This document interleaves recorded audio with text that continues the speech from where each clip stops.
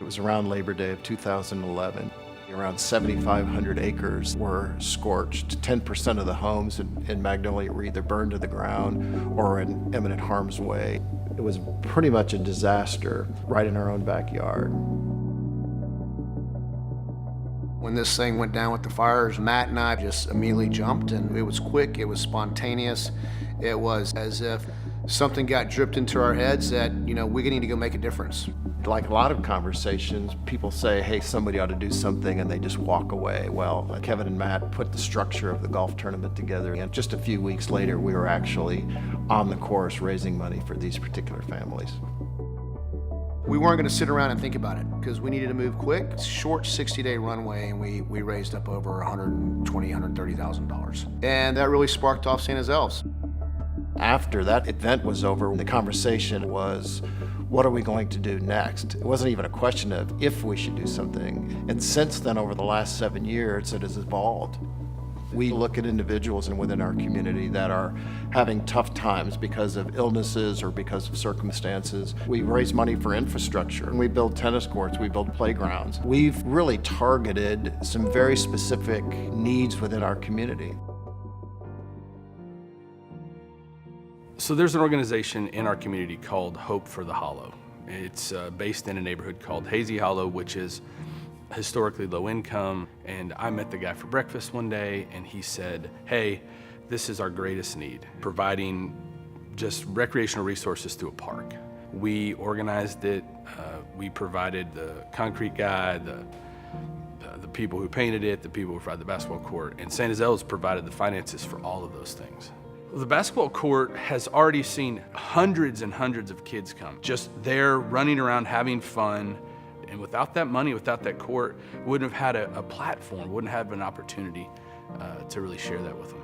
So I've been on both sides of Santa's Elves golf tournament, not only donating to help others, but found myself last year being on the receiving end. My wife and I, we were impacted by Hurricane Harvey.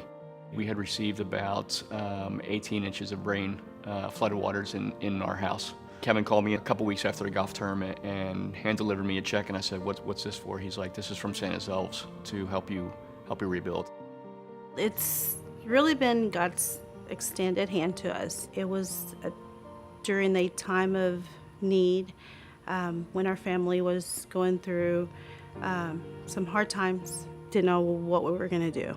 It really has changed my life because it's made a difference in us as a family.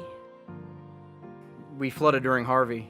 We had about 13 inches of water in our downstairs. Our floor and everything was buckling. You don't understand how weird things are when you can stand in your kitchen and look through to your garage because you don't have any drywall and you're walking around on cement floors. And when they kind of found out what we were going through, they basically made a donation. I had no idea this was gonna happen. I mean, he never mentioned anything to me. I mean, he just showed up with a check on the golf course. And that's why I told you I broke down, because I mean, it's not like I asked for help. It's not like I signed up for anything. It just, here you go. I know you need this. I mean, they're helpers. I mean, that's what I would say. They're helpers. They help people that are in need. You know, words can't express how much thanks that we have, you know, for what the organization did for us.